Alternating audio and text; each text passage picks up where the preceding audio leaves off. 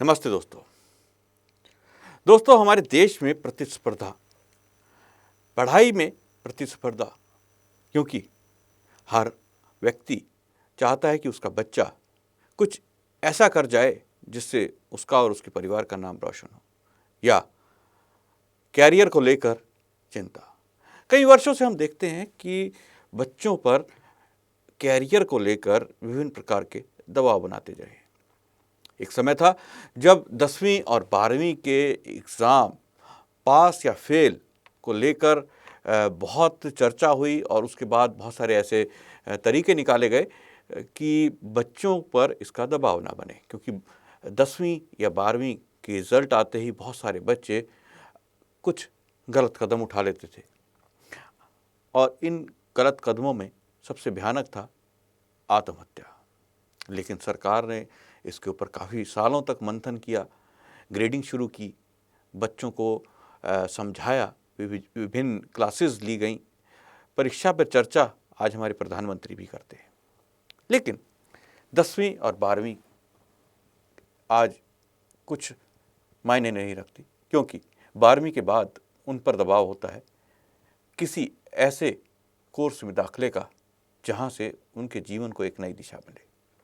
वो दाखला कुछ भी हो सकता है, डॉक्टरी या इंजीनियरिंग या फिर किसी यूनिवर्सिटी का एग्जामिनेशन।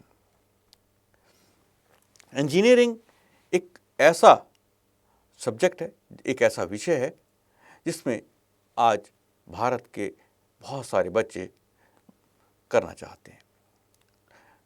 हर शहर में आज आपको इंजीनियरिंग की तैयारी कराने वाले दर्जनों इंस्टीट्यूट मिल जाएंगे, लेकिन हमारे देश का एक शहर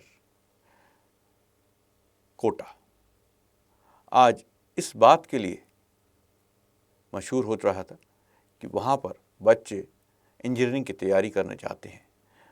देश भर से बच्चे कोटा जाते हैं, इंजीनियरिंग की तैयारी करते हैं। लेकिन आजकल दोबारा से कोटा सुर्खियों में आ चुका है, क्योंकि वहाँ इंजीनियरिंग की तैयारियों के बीच बच्चों को होने वाला मानसिक दबाव, रिज़ल्ट की चिंता और सोसाइटी को आखिर वो क्या कहेंगे अगर उनका नंबर इंजीनियरिंग में नहीं आया। बहुत सारे कारण हैं जिनके कारण कोटा में पिछले कुछ वर्षों में लगातार वहाँ पढ़ने आने वाले बच्चे आत्महत्याएं कर रहे हैं। इसी विषय पर आज हम चर्चा करेंगे।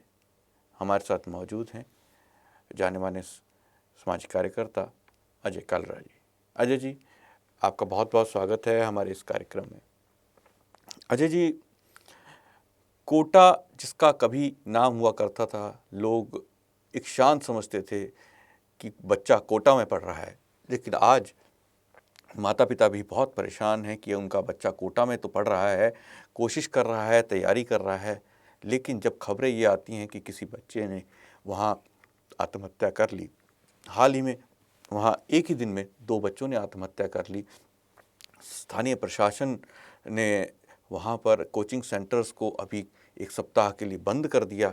ये स्थिति आ गई है कि सरकार भी सोचने पर मजबूर हो गई है कि आखिर क्या हो रहा है। सबसे पहले तो मैं आपसे ये जानना चाहूँगा कि इस तरह की परिस्थितियाँ आखिर पैदा क्यों होती हैं बच्चों के सामने, क्योंकि एक बच्चा जो अभी हाल ही में 12वीं या स्कूल से निकल के पहुँचता है कोटा और वहाँ पर वो तैयारी करने जाता है, एक सुनहरा सपना अपने मन में, अपने आँखों में लेके जाता है और अंत होता है बहुत ही विभत्स, बहुत ही दुखदायी। सभी श्रोताओं को नमस्ते। अमित जी, सबसे बड़ा कारण क्या है, 12वीं तक बच्चे का जो, अगर हम माइंडसेट की बात करें, वो इतना विकसित नहीं हुआ होता।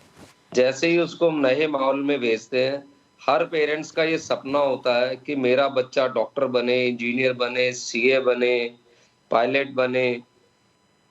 ये सपना लेके जब बच्चों के ऊपर दबाव बनाया जाता है, आजकल जो दबाव बनना शुरू हो गया है, मैं जहाँ तक देख रहा हूँ, पेरेंट्स 10वीं के बाद ही ये प्रेशर बनाना शुरू कर देते हैं 10वीं के बाद ही आपको जब सब्जेक्ट चूज़ करना है कि आपने साइंस सेमेस्टर लेना है या कॉमर्स सेमेस्टर में जाना है या आर्ट्स में लेनी है, जो भी चीज़ लेनी है आपने, वहीं से प्रेशर बनना शुरू हो जाता है। बच्चा 10वीं के बाद 11वीं 12वीं को तो किसी तरीके से निकाल लेता है। जैसे ही वो 12वीं के बाद आता है, तो पेरेंट्स का भी एक अलग तरह का एक उनके ऊपर प्रेशर होता है कि आप इस लाइन में जाइए, इसमें स्कोप बहुत अच्छा है, आप इस लाइन में जाइए, इसमें स्कोप बहुत अच्छा है। जैसे पेरेंट्स को बताया जाता है या जानकारी वो अपनी प्राप्त करते हैं किसी और चैनलों के माध्यम से या अपने दोस्तों के माध्यम से, जैसे समाज में वो देख रहे होते हैं, तो बच्चे को वह वैसा प्रेशर बनाना शुरू कर देते हैं। पीछे एक लहर सी चली थी कि इंजीनियर बनाना है बच्चे को, हुँ। तो इस तरीके का प्रेशर वो डालना शुरू हो जाता है।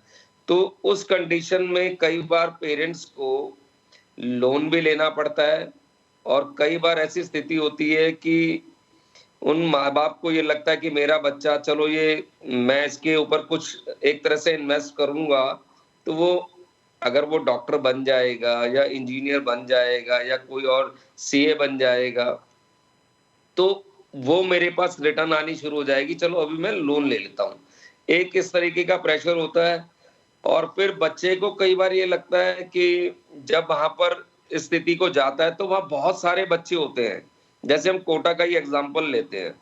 लगभग पौने 2 से 2 लाख बच्चा हर साल वहाँ आता है, जो वहाँ पर ये जेईई और पीएमटी की प्री मेडिकल जो डॉक्टरी के लिए होता है, प्री मेडिकल उनकी तैयारी करता है एमबीबीएस के लिए और कुछ लोग सीए की भी तैयारी वहाँ करते हैं। एक पूरा हब बना हुआ है, कोचिंग हब जिसको हम बोल सकते हैं कोटा। अब वहाँ पर बहुत सारी स्टेट्स अलग-अलग स्टेट से लोग आते हैं। उन स्टेट से लोग आने के बाद वहाँ बच्चे आपस में जब बातचीत करते हैं, देखो हर बच्चे का माइंडसेट अमित जी अलग-अलग होता है। आप उसके ऊपर प्रेशर इस तरीके का नहीं बना सकते। कुछ बच्चे पढ़ाई-लिखाई में बहुत अच्छे होते हैं, कुछ अमूमन औसत दर्जे के होते हैं। वहाँ पर जब उन लोगों का ये चीज़ें मिलती हैं आपस में, तो इस तरीके का वो दबाव बनना शुरू हो जाता है। उनको ये लगता है एक तो मेरे फ़ादर ने मेरे लिए लोन लिया है और मैं वहाँ सक्सेस नहीं हो पाया। वो सबसे बड़ी चीज़ एक और मैं समझता हूँ कि उनकी जो इमोशनल और साइकोलॉजिकल नीड को हम नहीं समझ पाते। क्योंकि बच्चा चाहता कुछ और है बनना, पेरेंट्स का दबाव रहता है कुछ और बनाना। ये एक सबसे बड़ी समस्या है जो सुसाइड का कारण बनती है। जी, बिल्कुल आपने सही कहा कि बच्चा एक सपना लेकर आता है और वहाँ का माहौल अब मैं अपने दर्शकों को बता दूँ कोटा राजस्थान का एक शहर है और जिस प्रकार से वहाँ पर पूरे भारत से बच्चे जाते हैं, वहाँ पे बिहार से बच्चे आते हैं, नॉर्थ ईस्ट से बच्चे आते हैं, उत्तर प्रदेश से बच्चे जाते हैं, पंजाब से बच्चे जाते हैं और वहाँ क्योंकि राजस्थानी खान-पान एक संस्कृति बदलाव होता है वहाँ पर अलग-अलग तरह के बच्चे आते हैं, अलग-अलग स्थानों से बच्चे आते हैं, तो कई बार बच्चे अपने आप को अकेला महसूस करते हैं। वो अपनी जो एक्सप्रेशंस हैं, अपनी बातें हैं, अपने मन में या अपने दिमाग में होने वाले जो सवाल हैं उनको वो हैंडल नहीं कर पाते। वहाँ पर शिक्षा का दबाव, सुबह उठकर कोचिंग जाना, रात को देर रात तक तैयारी करना, फिर सुबह कोचिंग जाना, अपने भोजन की तलाश में कि आपको आज क्या खाना है, कैसे खाना है। कुछ बच्चे हॉस्टल्स में रहते हैं, पीजीज़ में रहते हैं, तो वहाँ का माहौल में वो रम नहीं पाते, जिसके कारण वो एक मानसिक दबाव के अंदर आ जाते हैं। दोस्तों मैं बताना चाहूँगा इस साल अभी तक एक आंकड़े के अनुसार 24 बच्चे कोटा में जो हैं आत्महत्या कर चुके हैं, जान दे चुके हैं और पिछले 8 सालों में ये सबसे अधिक मामले हैं जब बच्चों ने इस तरह के कदम उठाए हैं। स्थानीय प्रशासन ने हालाँकि वहाँ पर जो पीजीज़ हैं या हॉस्टल्स हैं उनको कहा है कि विशेष रूप से निगरानी रखी जाए बच्चों के व्यवहार में और जो वहाँ के जो जंगले हैं उनके ऊपर जालियाँ लगाई जाएँ ताकि कई बच्चे जो हैं हाई राइज़ बिल्डिंग से कूद चुके हैं तो वहाँ पर जंगले लगाने को कहा गया है। दूसरी तरफ जो सीलिंग फैन्स हैं उनके ऊपर अलग प्रकार से स्प्रिंग्स लगाने के लिए कहा गया है कि अगर ऐसा कुछ बाहर पड़ता है तो वो स्प्रिंग टूट जाए। तो मतलब इस तरह की चीज़ें प्रशासन ज़रूर कदम उठा रहा है लेकिन सबसे बड़ी बात ये है कि जो ये इंस्टीट्यूट्स हैं वो भी रिज़ल्ट के दबाव बनाते हैं। एक उनका एक सख्त शेड्यूल होता है जिसके अंदर उनको वहाँ पर जाना होता है, बच्चों को अपनाना होता है, क्योंकि जैसा कि अभी अजय जी आपने बताया कि कुछ बच्चों के जो माता-पिता हैं उनकी आर्थिक हालत ऐसी नहीं होती कि वो खुद से खर्चा उठा सकें, तो कर्ज़ा लेके भेजते हैं। बच्चों को ये पता होता है कि वो कर्ज़ा लेकर जो है आया है, उसको कर्ज़ा, उसके माता-पिता के लिए आर्थिक हालात अच्छी नहीं हैं, तो उसके ऊपर भी एक दबाव होता है। तो वो कई बार ये सोचता है कि इस आर्थिक दबाव को ख़त्म करने का क्या केवल और केवल कारण यही हो सकता है। मैं एक आपको आंकड़ा बताता हूँ। 2015 में 18 बच्चों ने आत्महत्या की, 2016 में 17 और 2017 में 7 बच्चों ने, 2018 में 20, 2019 में 18, 2021 और 20 की अगर हम बात करें, क्योंकि वहाँ पे लॉकडाउन था तो बच्चे वहाँ नहीं थे। उसके बाद 2022 में 15 और 2023 में मैंने आपको बताया कि अभी तक सबसे अधिक बच्चे जो हैं वहाँ पर इस तरह का जो कदम है उठा चुके हैं। 24 छात्र जो हैं अपनी जान दे चुके हैं। तो ये एक बड़ा ही मसला अजब तरह का बन चला है कि शिक्षा को लेकर, क्योंकि शिक्षा एक ऐसी चीज़ है या करियर एक ऐसी चीज़ है जो जिसको लेकर आज हमारे सोसाइटी में दबाव बनाया जाता है। अजय जी, मैंने नहीं सुना, शायद आपने सुना हो कि विदेशों में खासकर यूरोपियन कंट्रीज़ में कोई बच्चा इस तरह से फेल या इस तरह से करियर को लेकर उसने कुछ इस प्रकार का कदम उठाया हो। ये ऐसे कदम हमारे ही देशों में क्यों देखने को मिलते हैं आखिर? जो दबाव सोसाइटी का है कि आपका बच्चा क्या कर रहा है, मेरा बच्चा तो डॉक्टर बन गया है, मेरे बच्चे ने इंजीनियरिंग कर ली है, मेरे बच्चे ने सीए कर ली है, मेरे बच्चा पायलट बन गया है। जब ये सोसाइटी में इस तरह की चर्चाएँ होंगी अमित जी, तो बच्चे के ऊपर दबाव बनना स्वाभाविक है। वो बातें डायरेक्ट और इनडायरेक्ट पेरेंट्स अपने बच्चों के साथ करते हैं। हमें इस स्थिति के अंदर बच्चों की मन स्थिति को भी समझना होगा। देखो, जब आप समाज में आते हैं, जाते हैं, नो डाउट पेरेंट्स, मैं ये नहीं कह रहा कि बच्चों के लिए गलत सोचते हैं, मगर उनकी दिशा तो समझनी होगी, मन स्थिति को तो समझना होगा कि बच्चा चाह क्या रहा है। वहाँ पर विदेशों में सबसे बड़ी चीज़ क्या है कि वहाँ पर ये देखा जाता है कि इस बच्चे को इस सेक्शन में ज़्यादा उसका इंटरेस्ट है, या वो म्यूज़िक में जाना चाहता है, या वो डांस में जाना चाहता है, या वो कुछ और सब्जेक्ट को चूज़ करना चाहता है, कुछ ऐसी एक्टिविटी या स्पोर्ट्स में जाना चाहता है, उसके ऊपर कहीं भी किसी तरीके का दबाव नहीं बनाया जाता। और वहाँ पर आपकी सही मायने में एजुकेशन जो स्टार्ट होती है, वो 10 साल से स्टार्ट होती है। 10 साल से कम बच्चे के ऊपर एक जैसे नॉर्मल बातचीत करना, कोई होमवर्क का प्रेशर नहीं, कोई ऐसी चीज़ें नहीं, तो वो उस माहौल में पढ़ते-बढ़ते बड़े होते हैं। ऐसा नहीं है कि बच्चे आज इस कोचिंग, हम लोग जिस स्टेज से निकले हैं, क्या तब डॉक्टर नहीं बनते थे, तब इंजीनियर नहीं बनते थे? एक्चुअली आज एक ये माफिया भी बन चुका है सर, कोचिंग इंस्टीट्यूटों का माफिया भी बन चुका है। हर हफ्ते टेस्ट लेना उनका, हर दूसरे दिन टेस्ट लेना, और वहाँ पर कुछ टीचर्स के द्वारा, मेरे ये भी सुनने में आया था, कुछ टीचरों द्वारा जो अच्छे बच्चे होते हैं उनको प्रमोट करना, और जो औसत बच्चा है उसको वहाँ पर थोड़ा-सा उनके सामने दिखाना क्लास के अंदर कि देखो आप तो पढ़ते ही नहीं हैं। कुछ इस तरीके की बातें करना, बच्चे को ये लगता है कि मैं तो इस कॉम्पिटिशन में मैं कहीं आगे सर्वाइव ही नहीं कर पाऊँगा। वो प्रेशर इस तरीके से बढ़ जाता है कि कहीं न कहीं वो अपने आप को इसमें अपना दोषी समझने लग जाता है। और जैसे आपने एक बात बोली, जालियाँ लगा देना, मैं अमित जी समझता हूँ ये कोई समस्या का समाधान नहीं है, क्योंकि पीछे जैसा अभी आपने बताया, ये पिछले 8 महीने में 24 बच्चों ने जो सुसाइड किया है, उसमें बहुत सारे बच्चों ने कमरे में भी कुछ चीज़ें लेके सुसाइड किया है, और पंखे के साथ भी लटके हैं। कुछ लोगों ने ड्रग्स की, मतलब दवाइयों की ओवरडोज़ ली है, और इस प्रेशर की वजह से मैंने वहाँ पर, मुझे सुनने में आया था, बहुत सारे बच्चे वहाँ पर ड्रग्स का भी सेवन करना शुरू हो गए हैं, इस तनाव को दूर करने के लिए। सिगरेट्स भी और कुछ इस तरीके का ड्रग्स वो लेना शुरू हो गए हैं कि जिससे उनके अंदर उत्तेजना पैदा हो, सारी रात पढ़ सकें। क्योंकि दूसरा बच्चा, कई बार आपस में बच्चे इस तरीके की बात करते हैं, मैं तो 18 घंटे पढ़ाई की, तू क्या कर रहा था? ये छोटी-छोटी ऐसी बातें हैं, क्योंकि जैसा मैंने आपको बोला, आपने भी अभी इस चीज़ का ज़िक्र किया, कोई पंजाब से आ रहा है, कोई राजस्थान से आ रहा है, कोई दिल्ली से आ रहा है, कोई बिहार से आ रहा है, कोई यूपी से बच्चा आ रहा है। जब आपस में वो इस तरीके से बातें करते हैं, तो उसके अंदर उनके अंदर और तनाव पैदा होता है कि हर बच्चे की, मैंने आपको बोला कि मनस्थिति एक जैसी नहीं है। हुँ, सबसे ज़रूरी चीज़ है कि बच्चे के माइंड को पढ़ना।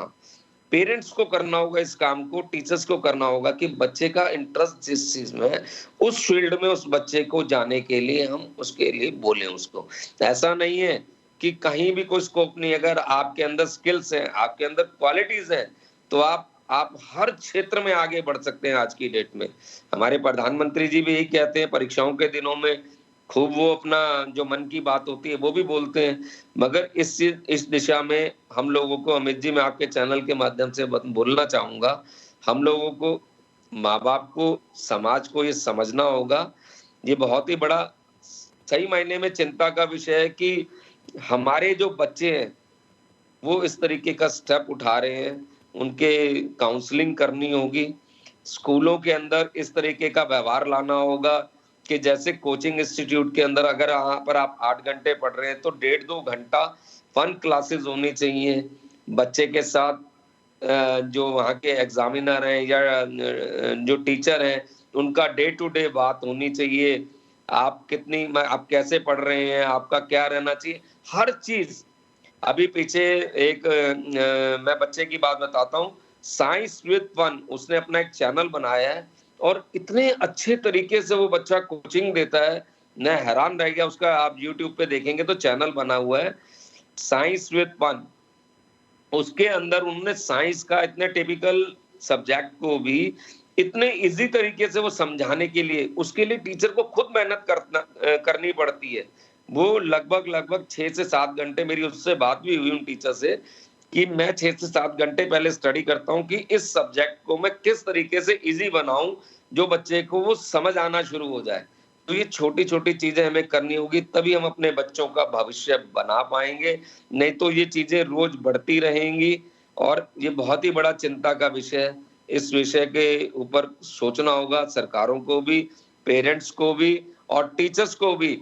मैं यही रिक्वेस्ट करूँगा कि टीचर्स भी उन बच्चों पे ध्यान दें और उनसे इस तरीके का एक फ्रेंडली माहौल बना के कार्य करें, तो ये स्थिति पे हम रोक लगा पाएँगे।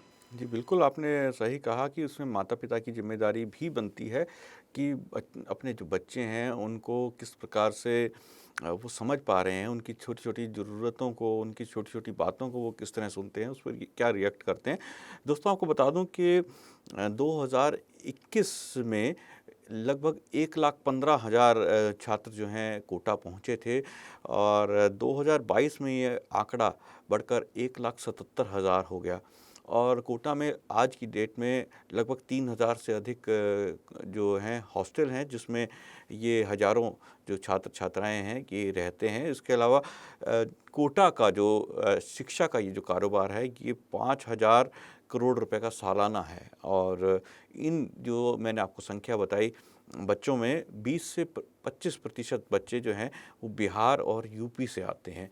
तो ये एक आंकड़े मैंने आपके सामने रखे लेकिन जो इस पूरे के पूरे चर्चा में सामने आती है बात वो ये कि माता-पिता की जितनी ज़िम्मेदारी है, कोचिंग इंस्टीट्यूट्स की ज़िम्मेदारी उतनी ही बनती है। झूठे दावे और बच्चों के ऊपर दबाव बनाना या सातों दिन उनसे जो है रिज़ल्ट की इच्छा रखना कि 5 दिन आपको पढ़ाया जाएगा, 7वें दिन आपका एग्ज़ाम होगा, तो उनको कोई रेस्ट ना मिलना और ऐसे में अगर कम नंबर आते हैं तो उस बच्चे को नीचा दिखाने वाली कोई बात कर देना या इस तरह की चीज़ें होना, ये सब कई कारण होते हैं जो बच्चे के अबोध मन के अंदर घर कर जाते हैं और कोई ऐसा वो कदम उठाने के लिए मजबूर हो जाता है जो आगे जाकर बहुत दुखदाई होता है हमारे देश के भविष्य के लिए भी क्योंकि एक बच्चा एक युवा जो एक सपना इंजीनियर बनने का लेके गया है हो सकता है वो इंजीनियर ना बनकर आईटीआई कर ले लेकिन या भविष्य में कोई ऐसा काम कर सकता हो क्योंकि आखिर वो भी एक प्रतिभा है हर इस देश का बच्चा एक कुछ ना कुछ प्रतिभा लेकर ही पैदा होता है, कुछ ना कुछ उसके अंदर अपना ज्ञान होता है, वो कुछ करना चाहता है, इकॉनमी में भविष्य में वो कुछ ना कुछ अपना योगदान दे सकता है। तो ये एक बहुत ही गंभीर और चिंता का विषय है, जिसके ऊपर हम सभी को चर्चा और आपस में अपने बच्चों के साथ ख़ास तौर पर चर्चा और बातचीत का माहौल हमें बनाने की ज़रूरत है। आज आप हमारे साथ जुड़े, कालरा जी, इस कार्यक्रम में अपने विचार रखे, आपका बहुत बहुत धन्यवाद। दोस्तों, कल फिर मुलाकात होगी एक नए विषय और एक नए मुद्दे के साथ। आज मुझे आज्ञा दीजिए। नमस्ते।